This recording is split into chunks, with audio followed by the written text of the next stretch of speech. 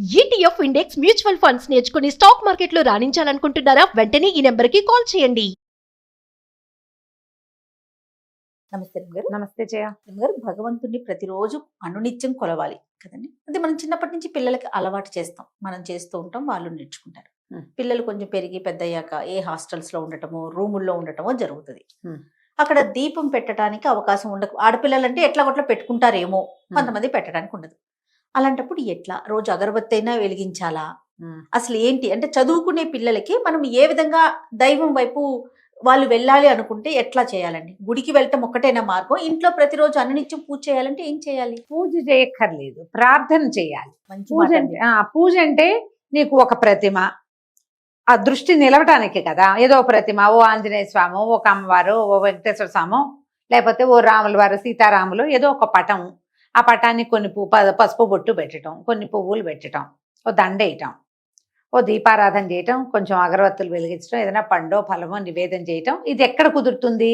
ఎస్టాబ్లిష్డ్గా ఉన్న సంసారాలు, కాస్త 2 గదులు ఇల్లుండి వీళ్ళు రోజువారీ వంట తంటా చేసుకుని, లేదా బయట తింటున్నా ఒక గూడు, ఒక ప్లేసు పెట్టగలిగే అవకాశం ఉన్న చోట ఇది సాధ్యపడతాయి. చేసుకుంటారు చాలా మంది కూడా, విద్యార్థులు కూడా చేస్తూ ఉండొచ్చు. అయితే ఈ హాస్టల్ రూమ్స్లో ఉంటారు, అక్కడ 2-3 వేరు మతాలకు సంబంధించిన వాళ్ళు ఉండొచ్చు. ఈ దేవుడికి గూడు పెట్టుకునే అవకాశం కూడా ఉండకపోవచ్చు.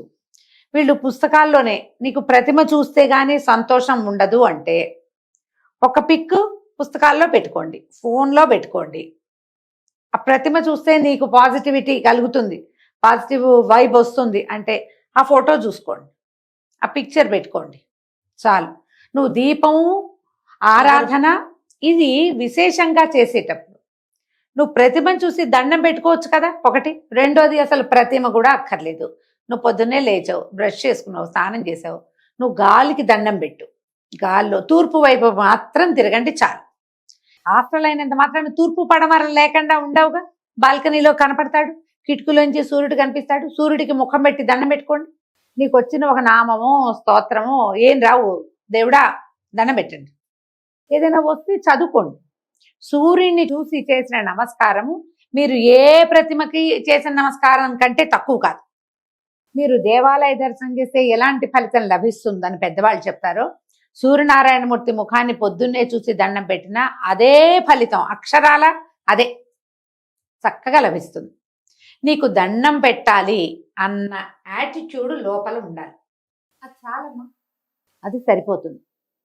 నువ్వు ప్రతిమ పెట్టి ఫోటో పెట్టేసి అవేవో పెట్టుకుని పువ్వులు పెట్టి పూజ చేస్తే ఎంత ఫలితమో, దండం పెట్టాలన్న ఇంటెన్షన్, దేవుడికి స్నానం చేసి దేవుడికి దండం పెట్టుకోవాలి. ప్రత్యక్ష నారాయణమూర్తికి నమస్కారం పెట్టండి, ఎంత పని చేస్తుందో తెలుసా అది. నువ్వు ఇప్పుడు మధ్యాహ్న మార్తాండుడికి పెట్టవుగా దండం, అవును కదా. ఇవన్నీ పొద్దున పూట జరిగి ఆ ఉదయకాలపు సూర్యబింబ దర్శనము అంతులేని పాజిటివిటీని పెంచుతుంది మీ లోపల. దానికి చివర లేదు అసలు, మీకు ప్లస్ అవుతుంది అది. ప్రతిమ ప్లస్, సూర్యుడు ప్లస్సే. అవకాశం ఉన్నది తీసుకోండి. ఏ ఫారిన్ కంట్రీకో వెళ్తాం, ఎక్కడైనా ట్రిప్కి వెళ్తాం, ఆ హోటల్ రూముల్లో ఎక్కడో ఉంటాం, ఏదో గుడికి వెళ్దామనో లేదా ట్రిప్ వెళ్దామనో, పొద్దున్న లేచి స్నానం చేయగానే దేవుడికి దండం పెట్టుకోవాలి అన్న ఒక గీత గీసి పెట్టుకోండి బ్రెయిన్లో. ఆ స్నానం మిట్ట మధ్యాహ్నము అర్ధరాత్రులు కాకుండా కొంచెం ఉదయమే. మీకు ఒక నియమం కనుక ఉందనుకో, by 7 by 8 ఇలాంటిది ఉంది. 7వ గంటకల్లా స్నానం చేస్తావు, దండం పెడతావు, లేదా 8వ గంటకల్లా. నియమం తప్పద్దు, నియమమే భగవంతుడు. స్టూడెంట్స్ అయినా చేయొచ్చు కాదు, చేయొచ్చు కదా. భోజనాన్ని కూర్చుంటారు, బ్రేక్ఫాస్ట్ కూర్చుంటారు, ఒకసారి దేవుని తలుచుకుని ప్రేయర్ చేసుకుంటారు చాలా మంది. మీరు ఏమీ చేయదు, దేవుడా ఓ మంచి దేవుడా అనక్కర్లా, మీరు ఏమనక్కర్లా. ఆ మొదటి ముద్ద, ఒక ఫస్ట్ బైట్ తీసుకునేటప్పుడే మీ ఇష్టదైవాన్ని ఒక్కసారి తలుచుకుని తినేయండి. అది ఈ తిండిని మీరు దేవుడికి ఇచ్చి తిన్నట్టే. అది నివేదన చేసేవు నువ్వు, చక్కగా పనికొస్తుందమ్మా. అసలు ఆలోచించద్దు. దీపం పెట్టకపోతే కుదరదు, అగరత్తులు వెలిగించకపోతే కుదరదు, పువ్వులు ప్రసాదము లేకపోతే కుదరదు, అసలు అలాంటిది లేనే లేదు. అవన్నీ ప్లస్సులు. బేసిక్ ఏముండాలి మనకి లోపల? భగవంతుడి పట్ల ధ్యాస, ఆస్థ, నమ్మకం, ఆసక్తి. ఈ క్షణం దేవునికి నేను కేటాయిస్తున్నానన్న లోపల ఆలోచన కనుక ఉందా, అదే చాలా. ఆయన తీసుకుంటాడు నీ దగ్గర నుంచి, నువ్వు ఎట్లా ఇచ్చినా సరే. ఏ విద్యార్థికైనా ఇది అలవాటు చేయండి. స్నానం చేసి దేవుడికి దండం పెట్టుకో, ఇంట్లో దేవుడు ఉన్నాడు పెట్టుకో, హాస్టల్లో ఎవరికి పెట్టుకుంటారు? సూర్యుడికి పెట్టుకో. లేదా ఈజీ మెథడ్ మీ పుస్తకాల్లోనే ఒకటి, అవి పిల్లలకి ఏదో టేబుల్ ఉంటుందా, నేను ఇలా చేశాను జయ, చిన్న వినాయకుడు, కొంచెం తమాషా షేప్ లో వినాయకుడైనా సరే, ఆ టేబుల్ మీద వినాయకుడు ఉండాలి. వాడు అది చూస్తాడో చూడ్డో, ఆయన డెఫినెట్ గా వీడిని చూస్తాడు. మా పిల్లల దగ్గర చిన్న వినాయకుడిని నేను ఉంచాను. వాడు వచ్చేటప్పుడు మళ్ళీ హాస్టల్ నుంచి పట్టుకొచ్చేసాడు కూడా. అలవాటు చేయండి. ఒక వినాయకుడు చదువుకునే బల్ల మీద ఉంటే ఆయన చూస్తాడు వీడిని. ఏదో ఒక సమయంలో వాడికి టెన్షన్ వచ్చినప్పుడల్లా దానికి దండ పెడదామనిపిస్తుంది వాడికి. ఖచ్చితంగా బాగుంటుంది కదా. ఇలా ఆలోచించి ప్లాన్ చేసి పిల్లలకి చెప్పండి, విద్యార్థులకి ఇది తెలియజేస్తే సరిపోతుంది. రైట్ రామ్ గారు. నమస్తే. నమస్తే జయ.